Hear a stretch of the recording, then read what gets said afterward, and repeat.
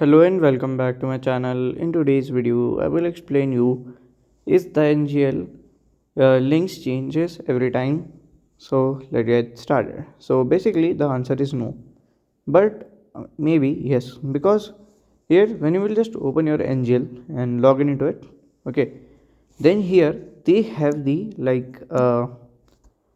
like type of another question. So as you can see here, when I will change the question, the link will be changed. So this is how this works. Okay, when you will just ask a new question, the link will be changed. So for example, you can see the w friendship. Here you can see the link. Okay, and this you can see the link at 3 words.ngl. So it's have been changed. So yes, it is changed when you change this the question. And if you have any question, you can let me know in the comment section. And if you find this video helpful, make sure you like, subscribe and share the video. Thank you for watching.